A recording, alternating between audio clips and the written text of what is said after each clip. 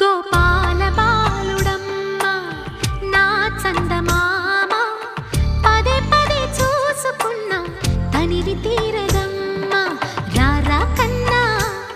కడుపారా కన్నా నా చిటికెలు వింటూ